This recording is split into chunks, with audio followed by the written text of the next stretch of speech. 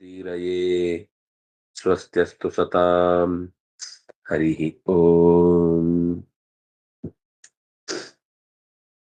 देवं नारायणं नत्वा सर्वदोषविवर्जितं परिपूर्णं गुरुंश्चां गीतार्थं वक्ष्यामि लेशतः। समस्तगुणसम्पूर्णं सर्वदोषविवर्जितं नारायणं नमस्कृत्य गीता तात्पर्यमुच्यते।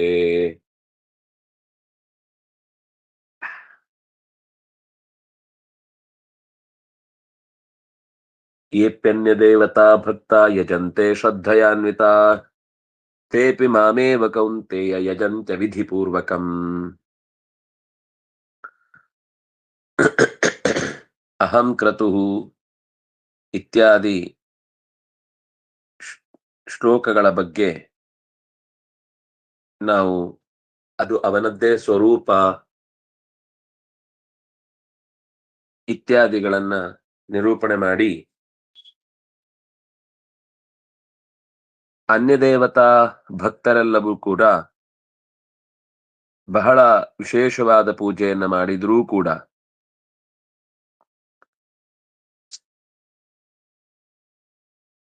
ಶ್ರದ್ಧೆಯ ಅನ್ವಿತಾಃ ಮಾಂ ಭಜಂತೆ ಮಾಮೇವ ಅವಿಧಿಪೂರ್ವಕಂ ಭಜಂತೆ.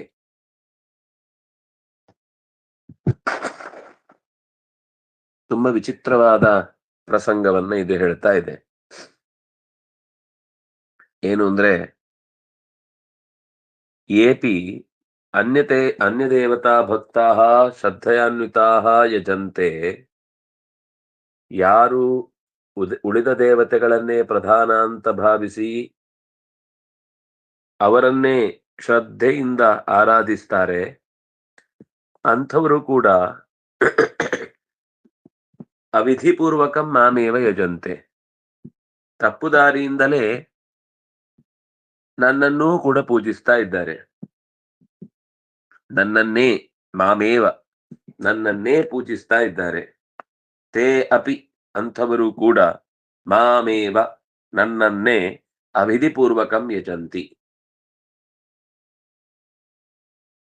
ಯಜಂತೆ ಪೂರ್ವದಲ್ಲಿ ಬಂದ ವಾಕ್ಯ, ಇಲ್ಲಿ ಯಜಂತಿ. ಅಲ್ಲಿ ಅವರು ಆತ್ಮಫಲಗಾಮಿಯಾಗಿಯೇ ಪೂಜೆ ಮಾಡ್ತಾ ಇದ್ದಾರೆ. ಆದ್ರೆ ಅದರ ಫಲ ಅವಿಧಿಪೂರ್ವಕವಾಗಿ ಮಾಡಿದ್ರಿಂದಾಗಿ ಯಜಂತಿ, ಅದು ಫಲ ಬೇರೆ ಯಾರದ್ದೋ ಪಾಲಾಗ್ತಾ ಇದೆ. ಅವರದನ್ನ ಪೂರ್ಣವಾದ ಫಲವನ್ನ ಅಥವಾ ನಿಜವಾದ ಫಲವನ್ನ ಪಡೀತಾ ಇಲ್ಲ. ತಪ್ಪು ದಾರಿಯಿಂದ ಆರಾಧಿಸ್ತಾ ಇದ್ದಾರೆ. ಆದ್ರಿಂದ ಅದು ಪರಗಾಮಿ ಆಗ್ತಾ ಇದೆ ಫಲ. ಆತ್ಮಗಾಮಿ ಆಗಬೇಕು ಅಂದ್ರೆ ಅದಕ್ಕೆ ಬಹಳ ಶ್ರಮ ಪಡಬೇಕು. ಕೇವಲ ಬಾಯಿ ಮಾತಿನಿಂದ ಮಾಡಿದ್ರೆ ಸಾಕಾಗುದಿಲ್ಲ. ಅದಕ್ಕೆ ಹಿಂದೆ ಇರುವ ಕಾಳಜಿ ಏನು ಅನ್ನೋದನ್ನ ಗಮನಿಸಬೇಕು. ಅದರ ಹಿಂದೆ ತಯಾರಿ ಏನ್ ಮಾಡಬೇಕು ಅಂತ ಗೊತ್ತಿರಬೇಕು. ಯೇ ಅಪಿ ಅನ್ಯದೇವತಾ ಭಕ್ತಾಃ, ಯಾರೇ ಆಗಲಿ ಉಳಿದ ದೇವತೆಗಳನ್ನ ಪೂಜಿಸುವಂಥವರು ಎಷ್ಟೇ ಶ್ರದ್ಧೆಯಿಂದ ಮಾಡಿದ್ರು, ಆ ಶಬ್ದವು ಗಮನಿಸಿ, ಶ್ರದ್ಧೆಯಾನ್ವಿತಾಃ, ಅತ್ಯಂತ ಶ್ರದ್ಧೆಯಿಂದ ಪೂಜೆ ಮಾಡುತ್ತಾರೆ, ಆದ್ರೆ ಬೇರೆ ದೇವತೆಗಳನ್ನ ಪೂಜಿಸ್ತಾರೆ. ಇದು ಕೃಷ್ಣ ಇಷ್ಟು ಸ್ಪಷ್ಟವಾಗಿ ಧೈರ್ಯವಾಗಿ ಹೇಳಬೇಕು ಅಂದ್ರೆ ಎಷ್ಟು ದೊಡ್ಡ ಪ್ರಮೇಯ ಆಗಿರಬೇಕು ಅಂತ ಯೋಚಿಸಿ. ನಾವು ಮಾಡುವ ಅವ್ಯವಸ್ಥೆಯನ್ನೇ ಎತ್ತಿ ತೋರಿಸ್ತಾ ಇದ್ದಾನೆ. ಲೋಕದಲ್ಲಿ ಬಹಳ ಜನ ಪೂಜೆ ಮಾಡ್ತಾರಲ್ವಾ, ಎಲ್ಲವನ್ನೂ ಭಗವಂತನೇ ನಿರ್ಣಯಿಸುವುದು, ನಿರ್ವಹಿಸುವುದು, ನಿಗ್ರಹಿಸುವುದು ಅನ್ನುವ ಎಲ್ಲ ರೀತಿಯ ಅಂಶಗಳಿಗೆ ನಾವು ಉತ್ತರವನ್ನ ಸರಿಯಾಗಿ ತಿಳ್ಕೊಳ್ಳಿಕ್ಕೆ ಸಾಧ್ಯ ಆಗುದು ಈ ಶ್ಲೋಕದಿಂದ. ಎಲ್ಲ ಅವನೇ ಮಾಡ್ತಾನೆ ಅಂತ ಹೇಳ್ತೀರಿ, ಆದ್ರೆ ಯಾರ್ಯಾರನ್ನೋ ಪೂಜೆ ಮಾಡಿ ಯಾರ್ಯಾರಿಗೋ ಫಲ ಸಿಕ್ಕಿ ಯಾರ್ಯಾರೋ ಅದರ ಮಹಿಮೆಯನ್ನ ಲೋಕದಲ್ಲಿ ಪಸರಿಸ್ತಾರೆ. ಇದೆಲ್ಲ ಏನು? ಅದಕ್ಕೆ ಹೇಳಿದ್ರು, ಅವರು ಉಳಿದ ದೇವತೆಗಳನ್ನು ಪೂಜೆ ಮಾಡಿದ್ದು ಸತ್ಯ, ಆದ್ರೆ ಅವ್ರು ಪೂಜೆ ಮಾಡಿದ್ದು ಬೇರೆಯವರನ್ನ, ಉಳಿದ ದೇವತೆಗಳನ್ನಲ್ಲ, ನನ್ನನ್ನೇ. ಉಳಿದ ದೇವತೆಗಳಲ್ಲಿಯೂ ಕೂಡ ಅವರು ಸಲ್ಲಿಸಿದ ಪೂಜೆ ಅದು ನನಗೇ ಸೇರುತ್ತೆ. ಆದ್ರೆ ಅವರಾಗಿ ಕೊಟ್ಟದ್ದಲ್ಲ, ಅವಿಧಿ ಪೂರ್ವಕಂ.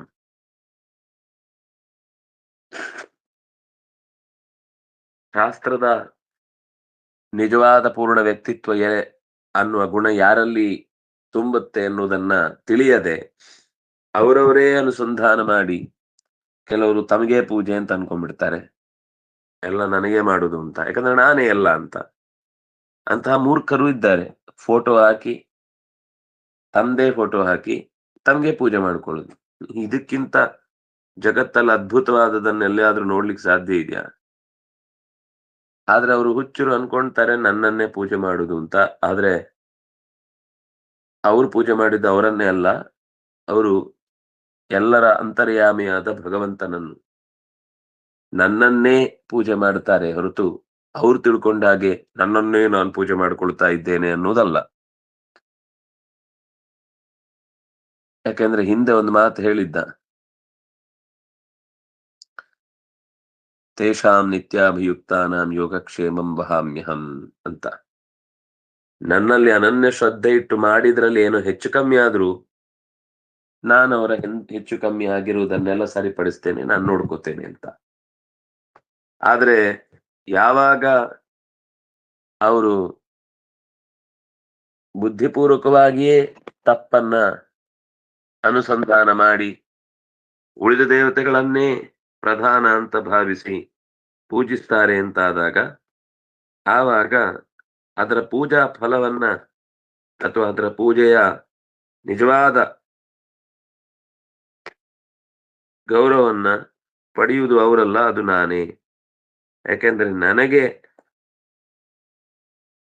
ಜಗತ್ತಿನಲ್ಲಿ ಎಲ್ಲವನ್ನ ನಿರ್ವಹಿಸುವಂತಹ ವ್ಯವಸ್ಥೆ ಇರುವುದಾದ್ರಿಂದ ನಾನೇ ಅದನ್ನ ನೋಡ್ಕೊಳ್ತೇನೆ. ಆದ್ರಿಂದ ಅವರಿಗೆ ಬೇರೆ ಶಕ್ತಿಯನ್ನ ಪೂಜಿಸ್ಲಿಕ್ಕೆ ಆಗುದೇ ಇಲ್ಲ, ಬೇರೆ ವ್ಯವಸ್ಥೆಯನ್ನ ತಮಗೋಸ್ಕರ ಪ್ರತ್ಯೇಕವಾಗಿ ಯಾರಿಗೂ ಮಾಡ್ಕೊಳ್ಲಿಕ್ಕೆ ಆಗುದೇ ಇಲ್ಲ. ಯಾಕಂದ್ರೆ ಎಲ್ಲದರಲ್ಲೂ ವ್ಯವಸ್ಥೆ ಇರುವುದು ನನ್ನ ಮೂಲಕನೇ ಆ ವ್ಯವಸ್ಥೆ ಆಗ್ಬೇಕು. ಆದದ್ರಿಂದ ಹೀಗೆ ಅತ್ಯಂತ ಸುಂದರವಾದ ಒಂದು ನಿರೂಪಣೆಯನ್ನ ಈ ಪದ್ಯ ಮಾಡುತ್ತಾ ಇದೆ.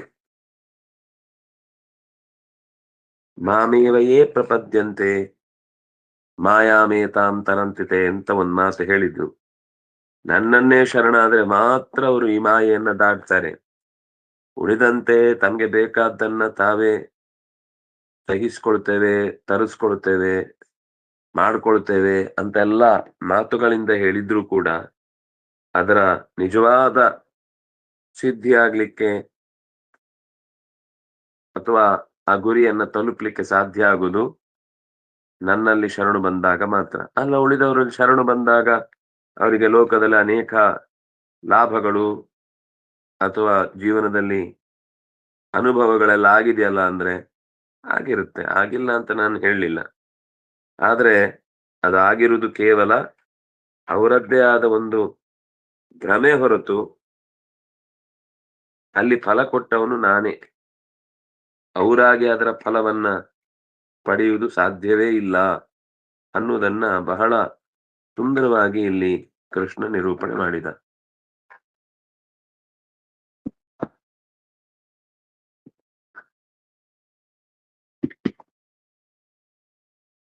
ಈ ಮಾತು ಯಾಕೆ ಬಂತು ಅನ್ನೋದನ್ನ ಆಚಾರ್ಯರು ಒಂದು ಮಾತಿನಿಂದ ಹೇಳ್ತಾರೆ. ಯಾಕೆಂದ್ರೆ ಬಹಳ ಜನಕ್ಕೆ ಕೃಷ್ಣ ಏನ್ ಹೇಳ್ಕೊಂಡ, ಅಹಂ ಕ್ರತುಹು, ಅಹಂ ಯಜ್ಞ, ಸ್ವಧಾ ಅಹಂ, ಅಹಂ ಔಷಧಂ ಇತ್ಯಾದಿಗಳು ಹೇಳ್ಕೊಂಡಲ್ವಾ, ಇದು ಸುಳ್ಳಿರ್ಬೋದಲ್ವಾ? ಯಾಕೆಂದ್ರೆ ಉಳಿದ ದೇವತೆಗಳನ್ನ ಆರಾಧನೆ ಮಾಡಿ ಅವರವ್ರಿಗೆ ಬೇಕಾದದನ್ನ ಪಡೀತಾ ಇದ್ದಾರಲ್ವಾ ಅಂತ ಒಂದು ಒಳಗಿನಿಂದ ಸಂದೇಹ. ಅದಕ್ಕೆ ಕೃಷ್ಣ ಈ ಮಾತಿನ ಮೂಲಕ ಅದರ ಸಾರವನ್ನ ಗ್ರಹಿಸ್ಲಿಕ್ಕೆ ಅನುಕೂಲಕರ ಆಗುವ ಹಾಗೆ ಈ ಮಾತನ್ನ ಹೇಳಿದ್ದು.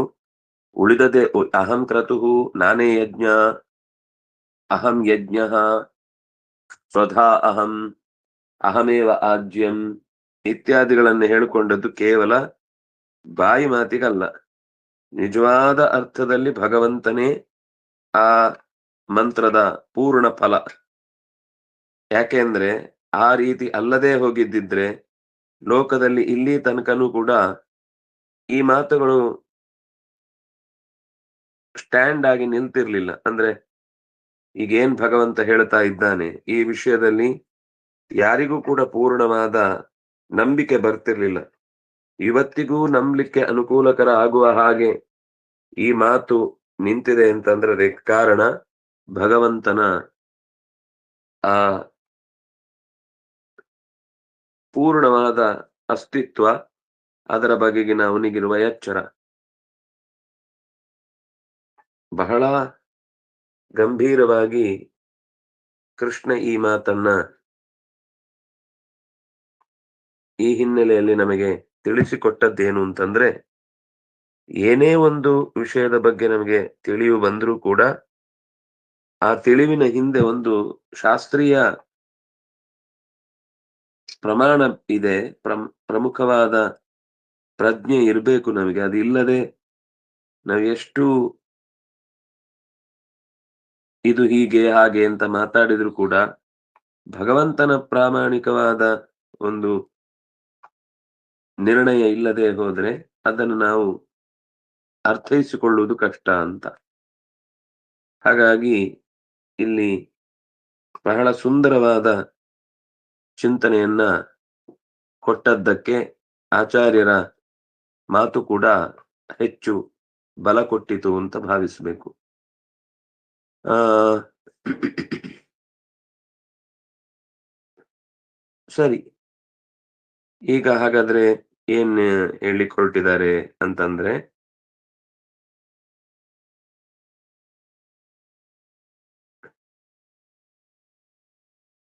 ದೇವರನ್ನ ನಾವು ಆರಾಧಿಸ್ತೇವೆ, ಪೂಜಿಸ್ತೇವೆ, ಮೆಚ್ಚಿಸ್ತೇವೆ, ಇದೆಲ್ಲ ಸರಿ. ಆದ್ರೆ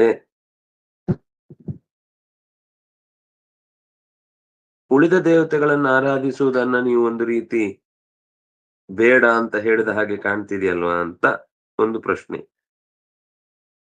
ಅದಕ್ಕೆ ಒಂದು ಉತ್ತರ, ಈಗ ಯಾರನ್ನೇ ಪೂಜೆ ಮಾಡಿದ್ರು ನೀವು ನನ್ನನ್ನೇ ಪೂಜೆ ಮಾಡಿದ ಹಾಗೆ, ಬೇರೆ ದೇವತೆಯನ್ನು ಪೂಜೆ ಮಾಡಬೇಡಿ ಅಂತ ಕೃಷ್ಣ ಇಲ್ಲಿ ಹೇಳಲೇ ಇಲ್ಲ. ಇಲ್ಲಿ ಹೇಳಿದ್ದೇನು ಅಂತಂದ್ರೆ, ನೀವು ಯಾರನ್ನೇ ಪೂಜೆ ಮಾಡಿದ್ರು ಅದು ನನ್ನನ್ನೇ ಪೂಜೆ ಮಾಡಿದ ಹಾಗಾಗತ್ತೆ ಅಂತ ಅಷ್ಟೇ ಹೇಳಿದ್ದು. ಮತ್ತೆ ಹಾಗಾದ್ರೆ ನಮ್ಗೆ ಉಳಿದ ದೇವತೆಗಳ ಆರಾಧನೆ ಬೇಡವೇ ಬೇಡವಾ? ಅದನ್ನ ಮತ್ತೆ ಮುಂದೆ ಹಿಂದೆ ಒಂದ್ಸಲ ಹೇಳಿ ಆಗಿದೆ ಈ ವಿಷಯ. ಆದ್ರೂ ಮುಂದೆ ಮತ್ತೆ ಅದರ ವಿಷಯದಲ್ಲಿ ನಿರೂಪಣೆ ಮಾಡ್ಲಿಕ್ಕಿದ್ದಾರೆ, ಕೃಷ್ಣನೇ ನಿರೂಪಣೆ ಮಾಡ್ಲಿಕ್ಕಿದ್ದಾನೆ. ಯಾಕೆಂದ್ರೆ ಯಾವ ವಿಷಯವನ್ನು ಕೂಡ ನಾವು ಮೇಲ್ನೋಟದ ವಿವರದಿಂದ ಹೌದು ಇಷ್ಟೇ ಅಂತ ಜಿಜ್ಞಾಸೆ ಮಾಡಿ ಮುಗಿಸ್ಲಿಕ್ಕಾಗುದಿಲ್ಲ. ಅದಕ್ಕೆ ಅನೇಕ ಕಾರಣಗಳಿರ್ತವೆ, ಅನೇಕ ಹಿನ್ನೆಲೆಗಳಿರ್ತವೆ. ಆಚಾರ್ಯರ ಮಾತು, ಮಾಮಿಷ್ಟ್ವಾ ಪ್ರಾರ್ಥಯಂತೆ ಇತ್ಯುಕ್ತ ಅವಜಾನಂತೋಪಿ ನ ಅಭಿತಃ ಜಾನಂತಿ ತತ್ವೇನ. ಮಾಂ ಇಷ್ಟ್ವಾ, ನನ್ನನ್ನ ಇಷ್ಟ್ವಾ ಅಂದ್ರೆ ಯಾಗ ಮಾಡಿ, ನನ್ನನ್ನೇ ಪೂಜೆ ಮಾಡಿ, ಮಾಂ ಇಷ್ಟ್ವಾ ಪ್ರಾರ್ಥಯಂತೆ ಇತ್ಯುಕ್ತ, ಪ್ರಾರ್ಥಯಂತೆ ಪ್ರಾರ್ಥಿಸುತ್ತಾರೆ, ಇತ್ಯುಕ್ತ ಅಜಾನಂತೋಪಿ ನ ಅಭಿತಃ ಜಾನಂತಿ ತತ್ವೇನ. ಜಾನಂತೋಪಿ ಸ್ವಲ್ಪ ಅವರಿಗೆ ಗೊತ್ತಿದೆ, ನ ಅಭಿತಃ ಜಾನಂತಿ ಪೂರ್ಣ ಪ್ರಮಾಣದಲ್ಲಿ ಅವರಿಗೆ ನನ್ನನ್ನ ಅರಿಯುವುದು ಸಾಧ್ಯ ಆಗುವುದಿಲ್ಲ. ನನ್ನ ಬಗ್ಗೆ ಅವರಿಗೆ ಪೂರ್ಣ ಪ್ರಮಾಣದ ಎಚ್ಚರ ಇಲ್ಲ. ಪೂರ್ಣ ಪ್ರಮಾಣದ ಎಚ್ಚರ ಇದ್ರೆ ಅವರು ಉಳಿದ ದೇವತೆಗಳ ವಿಷಯದಲ್ಲಿ ಪ್ರಾರ್ಥನೆ ಮಾಡುವುದಾಗ್ಲಿ, ಇದು ಹೀಗಾಗ್ಬೇಕಾ ಹಾಗಾಗ್ಬೇಕಾ ಅಂತ ಯೋಚಿಸುವುದರಲ್ಲಿ ಏನು ಕಾರಣವೇ ಇಲ್ಲ. ಅದರಲ್ಲಿರುವ ಸೂಕ್ಷ್ಮ ಅಂಶ ಏನು ಅಂತಂದ್ರೆ, ಭಗವಂತನಿಗೆ ನಾವು ಎಷ್ಟು ಕೃತಜ್ಞರಾಗಿರ್ಬೇಕು ಅಷ್ಟು ರೀತಿಯ ಕೃತಜ್ಞತೆಯನ್ನ ಅರ್ಪಿಸ್ಲಿಕ್ಕೆ ನಮಗೆ ಇನ್ನೊಂದು ರೀತಿಯಿಂದ ಸಾಧ್ಯವೇ ಆಗುದಿಲ್ಲ. ಅಂದ್ರೆ ಅವನನ್ನ ಪೂಜಿಸುವುದು ಅನ್ನುವುದು ಕೇವಲ ಅವನ ನೇರವಾದ ಪೂಜೆ ಮಾತ್ರ ಅಲ್ಲ ಅನ್ನುವುದು ಕೂಡ ನಮಗೆ ಚೂರು ಯೋಚನೆ ಮಾಡಿದ್ರೆ ಗೊತ್ತಾಗುತ್ತೆ. ಅವನಲ್ಲಿ ಪೂಜೆ ಮಾಡುವುದು, ನನ್ನನ್ನು ಪೂಜೆ ಮಾಡ್ಬೇಕು ಅಂದ್ರೆ ಅವನಿಗೆ ನೀವು ಬೇರೆಯವರನ್ನ ಪೂಜೆ ಮಾಡಬಾರದು ಅನ್ನೋ ಅಭಿಪ್ರಾಯದಲ್ಲಿ ಇಲ್ಲ ಅನ್ನೊಂದು ನಿಧಾನಕ್ಕೆ ಯೋಚನೆ ಮಾಡಿದ್ರೆ ಗೊತ್ತಾಗುತ್ತೆ. ಜಾನಂತೋಪಿನ ಜಾನಂತಿ ತತ್ವೇನ. ಈಗ ಪೂಜೆ ಈಗ ಭಗವಂತನನ್ನೇ ಸರ್ವಸ್ವವಾಗಿ ಚಿಂತಿಸಿ ಪೂಜೆ ಮಾಡುವವನಿಗೆ ಆ ಏನೂ ತಿಳುವಳಿಕೆ ಇಲ್ಲ ಅಂದ್ರೆ ಅಷ್ಟು ಭಕ್ತಿ ಮಾಡ್ಲಿಕ್ಕೆ ಆಗ್ತಿತ್ತ? ಅವನು ಭಕ್ತಿ ಮಾಡ್ತಾ ಇದ್ದಾನೆ ಅಂದ್ರೆ ಅದರ ಅರ್ಥ ಅವನಿಗೆ ಭಗವಂತನ ಬಗ್ಗೆ ಗೊತ್ತಿದೆ ಅಂತ ಅರ್ಥ. ಆದ್ರೆ ಭಗವಂತನ ಬಗ್ಗೆ ಗೊತ್ತಿದೆ ಅನ್ನುವ ಪೂರ್ಣ ವಿಷಯವನ್ನ ಕೃಷ್ಣನೇ ಒಪ್ಪಲ್ಲ. ಅವನು ಹೇಳ್ತಾನೆ, ನನ್ನ ಬಗ್ಗೆ ಗೊತ್ತಿದ್ರೂ ಕೂಡ ಅವರಿಗೆ ಪೂರ್ಣ ಗೊತ್ತಿಲ್ಲ. ಗೊತ್ತಿದ್ರೆ ಅನ್ಯ ದೇವತಾವನ್ನು ಶ್ರದ್ಧೆಯ ಅಂದ್ರೆ ಭಗವಂತನನ್ನು ಯಾವ ಶ್ರದ್ಧೆಯಿಂದ ಪೂಜೆ ಮಾಡ್ತಾರೋ ಅಷ್ಟೇ ವಿಷಯದಿಂದ ಅವನನ್ನ ಎತ್ತಿಕೊಳ್ಳಿಕ್ಕಾಗುದಿಲ್ಲ. ಯಾಕೆಂದ್ರೆ ಅಲ್ಲಿ ಪೂಜೆ ಮಾಡುವಾಗ ಇರುವ ಭಾವ ಮತ್ತು ಇಲ್ಲಿ ನಮಗೆ ಆ ಪೂಜೆಯ ಹಿನ್ನೆಲೆಯಲ್ಲಿ ಇರಬೇಕಾದ ಭಾವ ಎರಡಕ್ಕೂ ಬಹಳ ವ್ಯತ್ಯಾಸ ಇದೆ. ನಾವ್ ಅನ್ಕೊಳ್ಳುದು ಏನು ಹೇಗ್ ಮಾಡಿದ್ರು ದೇವರಿಗೆ ಸೇರುತ್ತಲ್ವಾ, ಅಂದ್ಮೇಲೆ ಯಾಕೆ ನಾವು ಕಷ್ಟ ಪಡ್ಬೇಕು ಅಂತ. ಅದಕ್ಕೆ ಫಲದಲ್ಲಿಯೂ ವ್ಯತ್ಯಾಸ ಇರುತ್ತೆ. ಮತ್ತೆ ಶಾಶ್ವತವೋ ತಾತ್ಕಾಲಿಕವೋ ಅನ್ನೋ ವಿಷಯದಲ್ಲಿ ನಮಗೆ ಸರಿಯಾದ ತಿಳಿವು ಬಾರದೇ ಇದ್ರೆ ನಾವು ಪಡೆದೂ ಕೂಡ ಸೋತ ಹಾಗಾಗುತ್ತೆ. ತುಂಬಾ ಒಳ್ಳೆ ಮಾತನ್ನು ಹೇಳಿದ್ದಿಲ್ಲಿ. ಸರ್ವದೇವವರತ್ವೇನ ಯೋನ ಜಾನಾತಿ ಕೇಶವಂ ತಸ್ಯ ಪುಣ್ಯಾನಿ ಮೋಘಾನಿ ಯಾಂತಿ ಚಾಂದಂ ತಮೋ ಧ್ರುವಂ.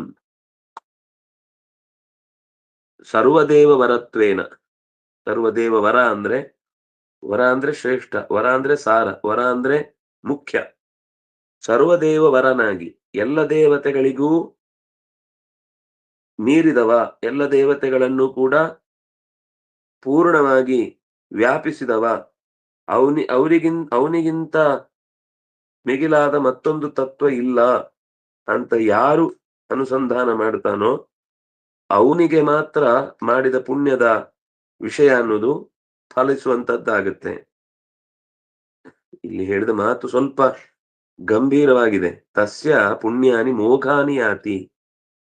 ಅವನು ಪುಣ್ಯ ವ್ಯರ್ಥ ಆಗುತ್ತೆ, ಅಷ್ಟು ಮಾಡಿದ ಕಾರ್ಯಗಳೆಲ್ಲ. ಮೋಘಾನಿ ಅಂತಂದ್ರೆ ಪೂರ್ಣ ವ್ಯರ್ಥ. ಅವನಿಗೆ ಯಾವ ರೀತಿಯ ಅನುಕೂಲತೆಗಳು ಉಂಟಾಗುವುದಿಲ್ಲ ಜೀವನದಲ್ಲಿ. ಯಾಕೆ ಅಂದ್ರೆ ಅವನು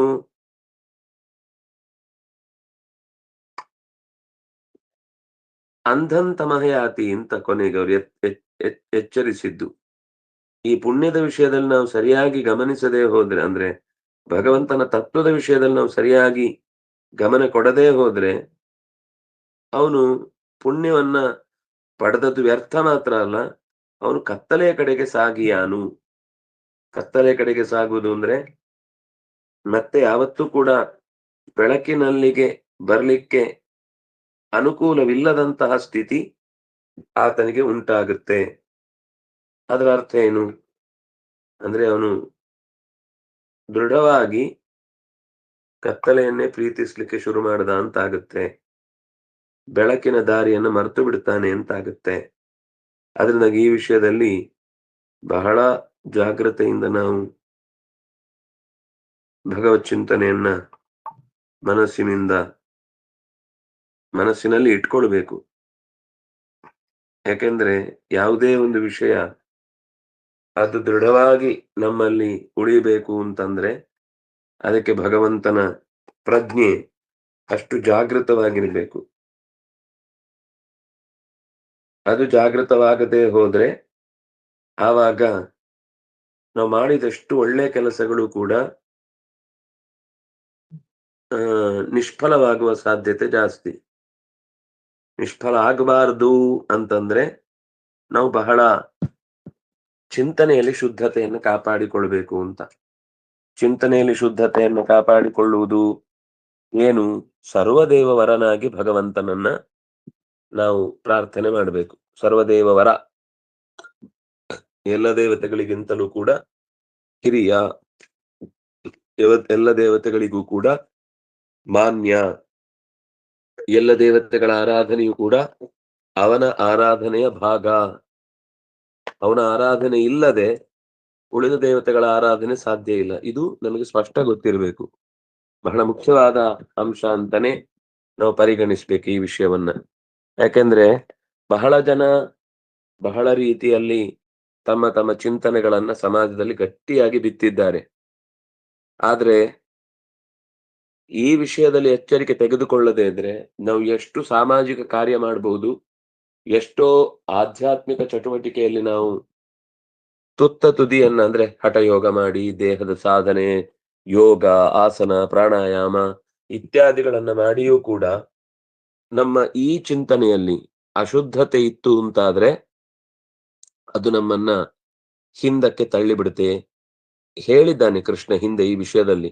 ಈಗ ನಾನು ಇದು ಆಚಾರ್ಯರು ಫಸ್ಟ್ ಟೈಮ್ ಹೇಳ್ತಾ ಇರುವುದೇನಲ್ಲ ಈ ವಿಷಯವನ್ನು ಹೊಸತಾಗಿ. ಮೋಘಾಶ ಮೋಘ ಕರ್ಮಾಣ ಮೋಘ ಜ್ಞಾನ ವಿಚೇತು ಸಹ, ಆ ಮಾತಿನಲ್ಲಿ ಕೇವಲ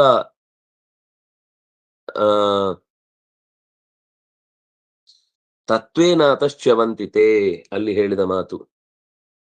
ಈ ವಿಷಯದಲ್ಲಿ ಗಂಭೀರವಾಗಿ ತೆಗೆದುಕೊಳ್ಳದೆ ಭಗವಂತನನ್ನ ಮರೆತರೆ, ಉಳಿದ ದೇವತೆಗಳಲ್ಲಿ ಭಕ್ತಿ ಮಾಡಿಯೂ ಕೂಡ ಭಗವಂತನ ಬಗೆಗೆ ತಿರಸ್ಕಾರ ಇದ್ರೆ, ವಿಷಯ ಗೊತ್ತಾದ್ಮೇಲೆ, ಈಗ ಗೊತ್ತಿಲ್ಲದೆ ಇದ್ದಾಗ ಸ್ವಲ್ಪ ಕಾಲ ಆ ದೇವತೆಗಳವನು ಅರ್ಹನಾಗಿದ್ರೆ, ಪ್ರಾಮಾಣಿಕವಾಗಿ ಅವನು ಅಂದ್ರೆ ಅವನು ಸೀಕರಾಗಿ ನನಗೆ ಈ ವಿಷಯ ಬೇಕು ಅಂತ ಬಂದದ್ದು ಹೌದಾದ್ರೆ ದೇವತೆಗಳೇ ಅವನನ್ನ ಸರಿಯಾದ ದಾರಿಯಲ್ಲಿ ಕರ್ಕೊಂಡು ಹೋಗುವ ಯೋಜನೆಯನ್ನು ಹಾಕಿ ಅವನನ್ನ ಆ ದಾರಿಯಲ್ಲಿ ಎಳ್ಕೊಂಡು ಹೋಗ್ತಾರೆ. ಅವನ್ ತಪ್ಪಿಸ್ಕೊಳ್ಲಿಕ್ಕೆ ಹೋದ್ರು ದೇವತೆಗಳೇ ಎಳ್ಕೊಂಡು ಹೋಗ್ತಾರೆ. ಆದ್ರೆ ಅವನಿಗೆ ಆಗ್ರಹ ಇದ್ದು ನೀವೇನ್ ಹೇಳಿದ್ರು ಒಪ್ಪಲ್ಲ, ನನಗೆ ಈಗಾಗಲೇ ಈ ವಿಷಯದಲ್ಲಿ ನಿಮ್ಮ ಮಾತನ್ನ ಕೇಳುವ ಮನಸ್ಸಿಲ್ಲ, ನಾನು ಈಗಾಗಲೇ ನಿಮ್ಮ ಯೋಚನಾ ಲಹರಿಯಿಂದ ದೂರಕ್ಕಿರ್ಬೇಕು ಅಂತ ನಾನು ನಿರ್ಧಾರ ಮಾಡಿ ಆಗಿದೆ ಅಂತ ಅವನು ಕೂಡ್ತಾನೆ ಎಂದಾಗ, ಮಿಥ್ಯಾಜ್ಞಾನದ ಅಂಚಿನಲ್ಲಿ ಇರುವುದಾದ್ರಿಂದ ಸಾತ್ವಿಕವಾದ, ಪ್ರಾಮಾಣಿಕವಾದ, ಅಥೆಂಟಿಕ್ ಆದ ವಿಷಯವನ್ನ ತಿಳಿದ್ರೂ ಕೂಡ ಅವನದನ್ನ ಹೊರಗಿಡ್ತಾನೆ ಅಂತಂದ್ರೆ ಚ್ಯವಂತಿ, ತತ್ವೇನಾತಶ್ಚ್ಯವಂತಿತೆ. ತುಂಬಾ ಸುಂದರವಾದ ಮಾತದು. ಮೋಘಾಶ, ಆಶಾ ಅಂದ್ರೆ ಅವನಿಗೆ ದಿಕ್ಕು. ಅವನು ಯಾವ ದಿಕ್ಕಿಗೆ ಹೋಗಿ ಉಪಾಸನೆ ಮಾಡಿದ್ರು ಅದು ಮೋಘ, ವ್ಯರ್ಥ ಆಗುತ್ತೆ. ಮೋಘ ಕರ್ಮಾಣ, ಎಷ್ಟು ಕರ್ಮಗಳನ್ನು ಲೋಕಹಿತಕ್ಕಾಗಿ ತುಂಬಾ ಮಾನವೀಯತೆಯ ದೃಷ್ಟಿಯಿಂದ ಅವರನ್ನು ನೋಡಿದ್ರು ಅವರು ನಮಗೆ ಹ್ಯಾಗ್ ನೋಡಿದ್ರು ಕೆಟ್ಟವರು ಅಂತ ಅನ್ಸಲ್ಲ, ಹ್ಯಾಗ್ ನೋಡಿದ್ರು ಅವರ ಬಗೆಗೆ ನಮಗೆ ವಿರೋಧ ತಾಳ್ಲಿಕ್ಕೆ ಮನಸ್ಸೇ ಬರುತ್ತೆ. ಆದ್ರೆ ಅಂದ್ರೆ ಉದ್ದೇಶಪೂರ್ವಕವಾಗಿ ನಾನು ಹೇಳ್ತಾ ಇರೋದು ಈ ಉಳಿದ ಚಿಂತನೆಯನ್ನು. ಈಗ ಕೆಲವ್ರು ಗೊತ್ತಿಲ್ದೇನೆ ಬೇರೆ ಏನೋ ಉಪಾಸನೆ ಮಾಡಿ ಸಮಾಜಕ್ಕೂ ಕೂಡ ಉಪಕಾರ ಮಾಡ್ತಿರ್ತಾರೆ, ಅವ್ರ ಬಗ್ಗೆ ಹೇಳ್ತಿಲ್ಲ. ವಿಷಯ ತಿಳಿದೂ ಕೂಡ ಅದರ ಬಗ್ಗೆ ಆಗ್ರಹಿಗಳಾಗಿ ಸತ್ಯವನ್ನ ಒಪ್ಪಿಕೊಳ್ಳದೆ ದೂರ ಇಟ್ಟು ಯಾರು ತತ್ ಆ ಸಮಾಜದಲ್ಲಿ ತಾನು ಬಹಳ ಸುಭಗ ಅಂತ ತೋರಿಸಿಕೊಳ್ಳುವ ಪ್ರಯತ್ನ ಮಾಡ್ತಾನೋ ಅಂಥವನ ಬಗ್ಗೆ ಮಾತ್ರ ಇಲ್ಲಿ ಹೇಳ್ತಾ ಇರುವುದು. ಮೋಘಾಶ ಮೋಘ ಕರ್ಮಾಣ, ಅವನ ಎಲ್ಲಾ ಕರ್ಮಗಳು ಕೂಡ ಮೋಘ. ಇನ್ನು ಮೋಘ ಜ್ಞಾನ, ಪುಸ್ತಕದ ನಾಲೆಜ್ ಎಷ್ಟಿರುತ್ತೆ ಅಂದ್ರೆ ನೀವು ಏನ್ ಕೇಳಿದ್ರು, ಯಾವ ಮೂಲೆಯಿಂದ ಕೇಳಿದ್ರು ಅವ್ರಿಗೆ ಅದ್ರ ವಿಷಯ ಗೊತ್ತಿದೆ, ಆದ್ರೆ ಅವರಿಗೆ ಅದ್ರಲ್ಲಿ ನಂಬಿಕೆ ಇಲ್ಲ. ನಾನು ಅಂಥ ಮಂದಿಯನ್ನು ನೋಡಿದ್ದೇನೆ. ಆಶ್ಚರ್ಯ ಆಗುತ್ತೆ ಅವರ ಬುದ್ಧಿವಂತಿಕೆ, ಅವರಿಗಿರುವ ಶಾಸ್ತ್ರಜ್ಞಾನ, ಅವರತ್ರ ಇರುವಂತಹ ಆ ತಕ್ಷಣ ನೆನಪಿಸಿಕೊಳ್ಳುವಂತಹ ಎಬಿಲಿಟಿ, ಇದನ್ನೆಲ್ಲ ನೋಡಿದಾಗ ಅಬ್ಬಾ ಅನ್ಸ್ತಾ ಇರುತ್ತೆ. ಆದ್ರೆ ಆಶ್ಚರ್ಯ ಅದರ ಜೊತೆಗೆ ಆಗುದೇನು ಅಂದ್ರೆ, ಇಷ್ಟೂ ಕೂಡ ಅವ್ರು ಹೇಳಿಯೂ ಅವರು ಅದನ್ನ ಫಾಲೋನು ಮಾಡುದಿಲ್ಲ, ನಂಬುದೂ ಇಲ್ಲ. ಅವ್ರದ್ದು ಉಪಾಸನೆ ಬೇರೆ ಇರುತ್ತೆ. ನಿಮ್ಗೆ ಏನ್ ಬೇಕಾದ್ರೂ ಹೇಳ್ತೇನೆ, ನೀವು ನನ್ಗೆ ಏನಕ್ಕೆ ಬೇಕಿದು ಅಂತ ನೀವು ನನ್ನನ್ನ ಕೇಳ್ಬೇಡಿ. ನಿಮ್ಗೆ ಏನ್ ಬೇಕೋ ಅದನ್ನ ನಾನು ಹೇಳ್ತಾ, ಅದು ನನ್ನ ಉಪಾಸನೆ ಇದು ಅಂತ ಅವರ ವಿಷಯದಲ್ಲಿ ಆದ್ರೆ ಎಲ್ಲರನ್ನೂ ತನ್ನೆಡೆಗೆ ಸೆಳೆಯುವ ಅಥವಾ ತನ್ನ ಮಾತುಗಳಿಂದ ಅವರನ್ನ ಆ ಗಲಿಬಿಲಿಗೊಳಿಸುವ ತಾಕತ್ತು ಅವರಿಗಿರುತ್ತೆ. ಆದ್ರೆ ಅವರು ಮೋಘ ಜ್ಞಾನ ಜ್ಞಾನ ಇದೆ. ಆದ್ರೆ ಎಂದೂ ಕೂಡ ಸ್ವಂತಕ್ಕೆ ಅವರಿಗೆ ಆತ್ಮೋದ್ಧಾರಕ್ಕೆ ಅದು ಬಳಕೆ ಆಗುವುದೇ ಇಲ್ಲ. ಮೋಘ ಜ್ಞಾನ ವಿಚೇತ ಸಹ ನಿರ್ಣಯ ಮಾಡುವ ವಿಷಯದಲ್ಲಿ ಸೋತಿರ್ತಾರೆ. ಯಾಕೆ ಹಾಗೆ ಅಂದ್ರೆ ಅವರಿಗೆ ಜ್ಞಾನ ಏನ್ ಬಂದಿರುತ್ತೆ ಅದು ವಿವಿಧ ದಿಕ್ಕುಗಳಲ್ಲಿ ಸಾಗಿ ಆ ಅದು ಎಷ್ಟು ವಿಚಿತ್ರ ಅಂದ್ರೆ ನಾವು ಒಬ್ಬರನ್ನ ಭೇಟಿಯಾದ ಸಂದರ್ಭದಲ್ಲಿ ನೀವು ಯಾವ ವಿಷಯದಲ್ಲಿ ಅವ್ರ ಹತ್ರ ಮಾತಾಡ್ತಿರೋ ಅದನ್ನ ಡಿಸ್ಪ್ರೂವ್ ಮಾಡೋದು ಅವರ ಉದ್ದೇಶ ಆಗಿರುತ್ತೆ ಅಷ್ಟೇ. ನೀವೊಂದು ವೇಳೆ ಏಕಾದಶಿ ಮಾಡಬಾರದು ಅಂತ ಹೇಳಿದ್ರೆ ಮಾಡ್ಲೇಬೇಕು, ಅದು ಮಾಡದೇ ಇದ್ರೆ ನಿಮ್ ಜೀವನದಲ್ಲಿ ಏನೂ ಲಭ್ಯ ಇಲ್ಲ, ನೀವು ವ್ಯರ್ಥ ನಿಮ್ಮ ಜೀವನ ಅಂತ ಸಾಧಿಸಿದ್ರು ಒಂದ್ಸಲ. ಇನ್ಯಾರೋ ಒಬ್ರು ಅವ್ರತ್ರ ಇಲ್ಲ ಏಕಾದಶಿ ಮಾಡ್ಬೇಕು ಅಂತ ಏನೋ ಒಂದು ಹಠಕ್ಕೆ ಬಿದ್ದಾಗ ಅದೇ ವ್ಯಕ್ತಿ ಏಕಾದಶಿ ಮಾಡುವ ಅಗತ್ಯವೇ ಇಲ್ಲ, ಏಕಾದಶಿ ಮಾಡೋದ್ರಿಂದ ಏನು ಲಾಭ ಇಲ್ಲ ಅಂತ ಸಮರ್ಥಿಸಿ ಬಿಟ್ರು. ಕಂಗಾಲು ಕೇಳಿದವನು. ಅವರಿಂದ ಇನ್ನಷ್ಟು ಪಾಯಿಂಟ್ ಸಿಗುತ್ತೆ ಅಂತ ಮಾತಾಡ್ಲಿಕ್ಕೆ ಹೋದ್ರೆ ಅವನ್ ಮಾತಾಡಿದ್ದಕ್ಕೇನೆ ವಿರುದ್ಧ ಇತ್ತು. ಎರಡೂ ಮಾತುಗಳನ್ನ ಕೇಳಿಸಿಕೊಂಡಾಗ ಎರಡೂ ಕನ್ವಿನ್ಸಿಂಗ್ ಅನ್ಸುತ್ತೆ. ಸತ್ಯ ಸುಳ್ಳಿನ ಬಗ್ಗೆ ವಿಷಯ ಬೇರೆ, ಬುದ್ಧಿವಂತಿಕೆಯಿಂದ ವಿಷಯವನ್ನ ಪ್ರತಿಪಾದಿಸುವ ನಾಲೆಜು ಅಷ್ಟು ಇತ್ತು ಅನ್ನೋದು ಮಾತ್ರ ಈ ಒಟ್ಟು ಉದಾಹರಣೆಯ ಉದ್ದೇಶ. ಮೋಘ ಜ್ಞಾನ. ಯಾಕೆಂದ್ರೆ ಅವರ ನಿರ್ಧಾರ ಒಂದೋ ವಿಗತ ನಿರ್ಧಾರವೇ ಇಲ್ಲ, ಒಂದು ತಪ್ಪು ನಿರ್ಧಾರ ಇರುತ್ತೆ. ಯಾವ್ದು ಬೇಕು ಏನು ಒಂದು ಗೊತ್ತಿಲ್ಲ, ಬಹಳ ಒಳ್ಳೆ ಮನುಷ್ಯ ಅಂತ ಅನಿಸ್ತಿರುತ್ತೆ.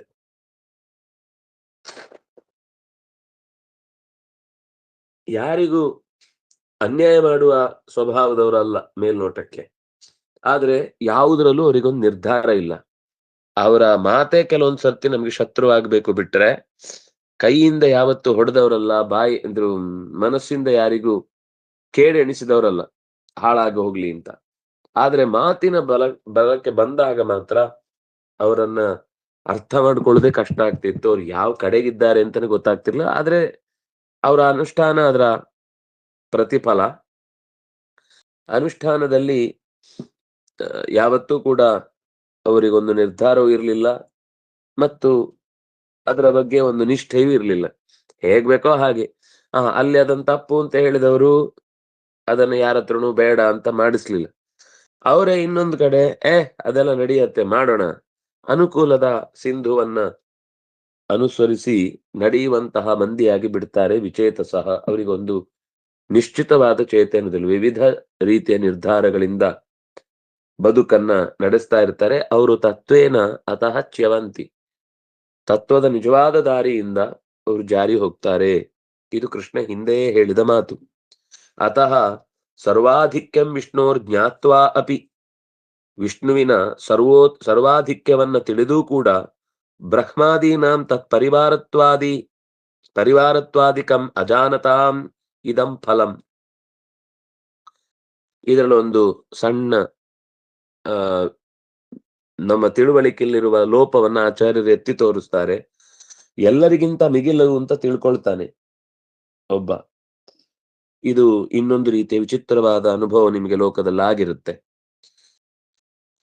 ವಿಷ್ಣುವನ್ನ ಎಲ್ಲದಕ್ಕಿಂತ ಮಿಗಿಲು ಅಂತ ತಿಳ್ಕೊಳ್ತಾನೆ, ಆದ್ರೆ ಉಳಿದ ದೇವತೆಗಳನ್ನ, ರುದ್ರನನ್ನ, ಶಿವನ ಅಥವಾ ಬ್ರಹ್ಮನನ್ನ, ಇಂದ್ರನನ್ನ, ಇವರನ್ನ ದೇವರ ಸಹವರ್ತಿಗಳು ಅಂತ ಚಿಂತಿಸುವುದಿಲ್ಲ, ಶತ್ರುಗಳು ಅನ್ನುವ ಹಾಗೆ ನೋಡ್ತಾರೆ. ಆ ದೇವತೆಗಳನ್ನು ಉಪಾಸನೆ ಮಾಡೋರನ್ನ ಕಂಡ್ರೆ ಆಗಲ್ಲ, ಆ ದೇವತೆಗಳನ್ನು ಕೂಡ ಉಪಾಸನೆ ಮಾಡಲ್ಲ, ಭಗವಂತನ ಪರಿವಾರವಾಗಿ ಕಾಣಲ್ಲ, ಅವರಿಗಿಂತ ಬೇರೆಯಾಗಿ ಇಡ್ತಾನೆ.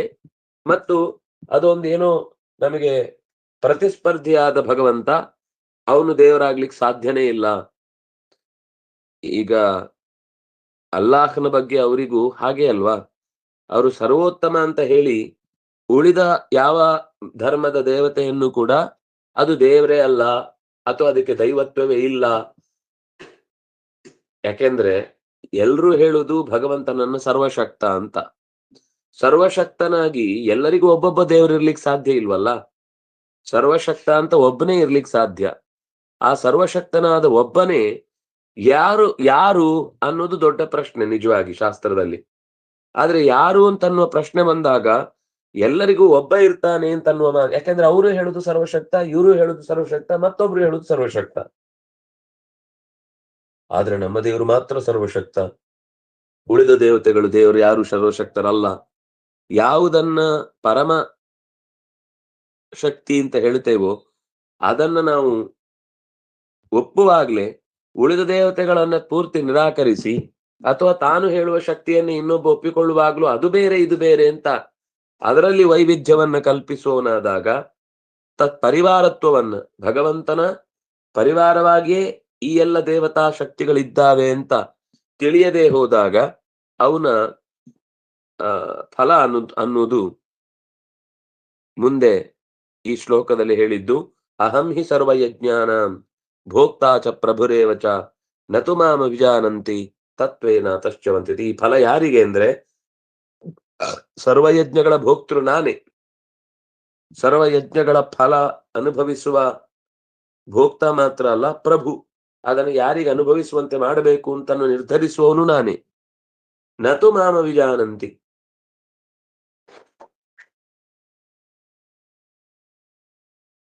ನನ್ನನ್ನು ತಿಳಿಯಲ್ಲ, ನನ್ನ ಕಾರ್ಯಭಾರದ ವಿಸ್ತಾರವನ್ನ ಅರಿತುಕೊಳ್ಳಲ್ಲ, ನನ್ನವರನ್ನು ತಿಳಿಯಲ್ಲ. ಮಾಮನ್ನುವುದು ಮಾಮವಿಜಾನಂತಿ, ನನ್ನನ್ನು ತಿಳ್ಕೊಳ್ಳಲ್ಲ ಅಂದ್ರೆ ನನ್ನನ್ನು ತಿಳ್ಕೊಳ್ಳುದು ಅಂದ್ರೆ ನನ್ನ ಪರಿವಾರದ ಜೊತೆಗೆ ತಿಳ್ಕೊಳ್ಳುದು, ನನ್ನನ್ನು ನನಗಿಂತ ಬೇರೆಯಾಗಿ ತಿಳ್ಕೊಳ್ಳುದು, ಅಥವಾ ನನ್ನನ್ನು ನನ್ನ ಪರಿವಾರಕ್ಕಿಂತ ಸಂಬಂಧ ಇಲ್ಲದಂತೆ, ಪರಿವಾರಕ್ಕೆ ಯಾವುದೇ ರೀತಿಯಾದ ಬಾಂಧವ್ಯವೇ ಇಲ್ಲದಂತೆ ಚಿಂತಿಸುವುದು ಅನ್ನುವುದು ತತ್ವೇನ ಅತಶ್ಚವಂತಿತೆ. ಈ ತತ್ವದ ಮಾರ್ಗದಿಂದ, ತಿಳುವಳಿಕೆಯ ಹೆದ್ದಾರಿಯಿಂದ ಪಕ್ಕಕ್ಕೆ ಸರಿತಾರೆ. ಎಲ್ಲ ಪೂಜೆಗಳನ್ನು ಕೊಳ್ಳುವವನು ನಾನು, ಎಲ್ಲ ಪೂಜೆಗಳನ್ನು ನಡೆಸುವವನು ನಾನು. ಆದರೆ ಯಾರು ಅನ್ಯ ದೇವತಾ ಭಕ್ತರಿದ್ದಾರೆ ಅವ್ರು ನನ್ನನ್ನು ಚೆನ್ನಾಗಿ ತಿಳಿದಿಲ್ಲ. ಅವರು ನನ್ನಿಂದ ಜಾರಿ ಬೀಳ್ತಾರೆ. ನನ್ನ ಕಡೆಗೆ ಸಾಗಬೇಕಾದ ಮಾರ್ಗ ಅವರಿಗೆ ಮುಕ್ತಾಯ ಆಗುತ್ತೆ, ಅಲ್ಲಿಗೆ ನಿಂತು ಬಿಡ್ತಾರೆ. ಅವರ ದಾರಿ ಮುಂದೆ ಕ್ರಮಣ ಕಷ್ಟ ಸಾಧ್ಯವಾಗುತ್ತೆ ಅನ್ನೋದನ್ನ ಅತ್ಯಂತ ಸುಂದರವಾಗಿ ಕಾರಣಂ ಆಹ ವಿಧಿಪೂರ್ವಕತ್ವೇ, ವಿಧಿಪೂರ್ವಕತ್ವೇ ಕಾರಣಂ ಆಹ. ಯಾಕೆ ವಿಧಿಪೂರ್ವಕವಾಗಿರ್ಬೇಕು ಅನ್ನೋದಕ್ಕೋಸ್ಕರ ಈ ಮಾತು ಹೇಳಿದೆ. ಅದೇ ವಿಧಿಪೂರ್ವಕ ಅಂದ್ರೆ ಏನು ಅನ್ನೋದಕ್ಕೆ ಆಚಾರ್ಯರು ಆ ಶಬ್ದವನ್ನ ನಿರೂಪಿಸಿದ್ದು. ಸರ್ವಾಧಿಕ್ಯಂ ವಿಷ್ಣೋ ಜ್ಞಾತ್ವಾ ಅಪಿ ಬ್ರಹ್ಮಾದೀನಾಂ ತತ್ ಪರಿವಾರತ್ವಾದಿಕಂ ಅಜಾನತಾಂ ಇದಂ ಫಲಂ. ಬ್ರಹ್ಮಾದಿ ದೇವತೆಗಳನ್ನು ಭಗವಂತನ ಪರಿವಾರ ಅಂತ ಚಿಂತಿಸದೆ ಭಗವಂತ ನನ್ನ ಅಧೀನ ಅಥವಾ ಭಗವಂತನನ್ನ ಅಧೀನ ಅಂತ ತಿಳ್ಕೊಳ್ಳದೇ ಇದ್ರು, ಭಗವಂತನನ್ನ ಸರ್ವೋತ್ತಮ ಅಂತ ತಿಳ್ಕೊಂಡಿದ್ರು, ಉಳಿದ ದೇವತೆಗಳಿಗೂ ದೇವರಿಗೂ ಏನ್ ಸಂಬಂಧ ಇಲ್ಲ, ಅವರೆಲ್ಲ ಸೈಡ್ ದೇವತೆಗಳು. ಸೈಡ್ ದೇವತೆಗಳು ಅಂದ್ರೆ ದೇವರಿಗೆ ಸಂಬಂಧ ಪಡದ, ದೇವರ ಜೊತೆಗಿನ ವ್ಯವಹಾರಕ್ಕೆ ಹೊಂದಿಕೊಳ್ಳದ. ಯಾಕೆಂದ್ರೆ ನಮ್ಮ ಮನುಷ್ಯತ್ವದ ಹಿನ್ನೆಲೆಯನ್ನು ಮನಸ್ಸಿನಲ್ಲಿ ಇಟ್ಕೊಂಡ್ರೆ, ನಾವಿರುವ ಮನುಷ್ಯ ಭಾವದ ಹಿನ್ನೆಲೆಯನ್ನು ಮನಸ್ಸಿನ ಇಟ್ಕೊಂಡ್ರೆ ನಾವು ಭಗವಂತನ ಪರವಾಗಿ ಅವನಿಗೆ ಅವನ ಸಂಕಲ್ಪಕ್ಕೆ ಜೊತೆಯಾಗಿ ಯೋಚಿಸುವುದು ಇಲ್ಲ ನಮಗೆ. ಹಾಗಾಗಿ ನಾವು ಎಲ್ಲವನ್ನೂ ಹಾಗೆ ಜೋಡಿಸ್ತೇವೆ. ಆದ್ರೆ ಭಗವಂತನ ಸಂಕಲ್ಪವನ್ನು ಮೀರದ ಒಂದಿಷ್ಟು ಜನ ಇದ್ದಾರೆ. ಯಾಕೆ ಈ ಮಾತು ಬಂತು ಅಂದ್ರೆ ಭಾಗವತದಲ್ಲೂ ನಮೇ ಹೃಷಿಕಾಣಿ ಪತಂತ್ಯ ಸತ್ಪಥೇ ಅನ್ನುವ ಮಾತಿದೆ. ಚತುರ್ಮುಖನ ಬದುಕು ಎಂದೂ ಕೂಡ ಭಗವಂತನ ಸಂಕಲ್ಪಕ್ಕೆ ವಿರುದ್ಧವಾಗಿ ನಡೆಯುವುದಿಲ್ಲ. ಇದು ಅವರ ದೊಡ್ಡತನ.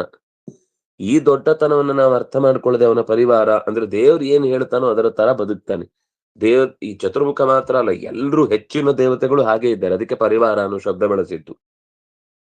ಆದ್ರೆ ಕೆಲವೊಮ್ಮೆ ಕೆಲವು ಕ್ಷಣ ಮಾತ್ರ ದೇವರ ಚಿಂತನೆಯನ್ನ, ಯಾಕಂದ್ರೆ ಅವರು ಕೂಡ ಜೀವಭಾವವನ್ನೇ ಲೋಕದಲ್ಲಿ ಪ್ರತಿನಿಧಿಸುವವರಾದ್ರಿಂದ ಅವರೇ ಜೀವದ ಭಾಗಗಳಲ್ಲಿ ಎತ್ತರೆತ್ತರದ ಸ್ಥಾನದಲ್ಲಿ ಇರುವಂತವರಾಗಿ ನಮಗೆ ಗುರುಗಳಾದ್ರಿಂದ ಅವರು ಕೇವಲ ಪರಿವಾರ ಅಂತ ಮಾತ್ರ ಅಲ್ಲ, ಭಗವಂತನ ಬಗ್ಗೆ ಕೆಲವರಿಗೆ ಈಗ ಚತುರ್ಮುಖ, ಪ್ರಾಣ, ಭಾರತಿ, ಸರಸ್ವತಿ ಮತ್ತು ಲಕ್ಷ್ಮಿ, ಅದಕ್ಕೆ ಪರಶುಕ್ಲಪ್ರಾಯರು ಅಂತ ಹೇಳ್ತಾರೆ. ಒಂದು ಪ್ರಾಣ, ಇನ್ನೊಂದು ಭಾರತಿ, ಇನ್ನೊಂದು ಲಕ್ಷ್ಮಿ. ಅದು ಪ್ರಾಣ ಭಾರತೀಯರು ಬಂದುವಾಗ ಅದರಲ್ಲಿ ಚತುರ್ಮುಖ ಬ್ರಹ್ಮಾಣಿಯರು ಕೂಡ ಬರ್ತಾರೆ. ಹಾಗಾಗಿ ಈ 3 ಜನ ಪರಮಾತ್ಮನ ಅತ್ಯಂತ ಹತ್ತಿರದ ಪರಿವಾರ. ಎಲ್ಲರೂ ಪರಿವಾರವೇ, ಆದರೆ ದೇವತೆಗಳಲ್ಲಿ ಎಲ್ಲೋ ಒಂದು ಅಪರೂಪಕ್ಕೆ ಒಂದೊಂದು ಸಲ ಭಗವಂತನ ವಿಷಯದಿಂದ ಅವರು ಕ್ಷಣ ವಿಮುಖರಾಗಿ ಮತ್ತೆ ಮರಳಿ ಬರ್ತಾರೆ, ತಪ್ಪಿ ಹೋಗುದಿಲ್ಲ.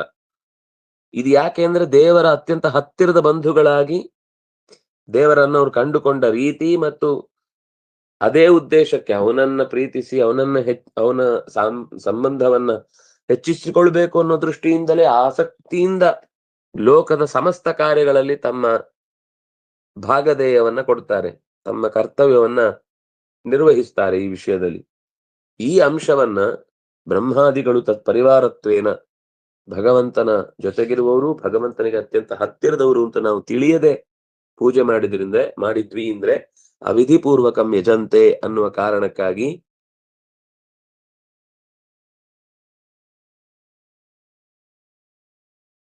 ಈ ಮಾತುಗಳ ವಿವರಣೆ ಕೊಡಬೇಕಾಯಿತು. ಮತ್ತು ಕೆಲವು ಮಾತುಗಳು ಮುಂದೆ ಬಂದಿದೆ, ಅದರ ಸಂಗತಿಯನ್ನು ನಾಳೆಯ ಚಿಂತನೆಯಲ್ಲಿ ಅನುಸಂಧಾನ ಮಾಡೋಣ ಅಂತ ಹೇಳ್ತಾ, ಕಾಯೇನ ವಾಚ ಮನಸ ಇಂದ್ರಿಯರ್ವ ಬುದ್ಧಿಯ ಆತ್ಮನಾವ ಅನುಸೃತ ಸ್ವಭಾವ ಕರೋಮಿ ಯದ್ಯತ್ ಸಕಲಂ ಪರಸ್ಮೈ ನಾರಾಯಣ ಸಮರ್ಪಯಾಮಿ. ಶ್ರೀಕೃಷ್ಣಾರ್ಪಿತಂ ಅಸ್ತು.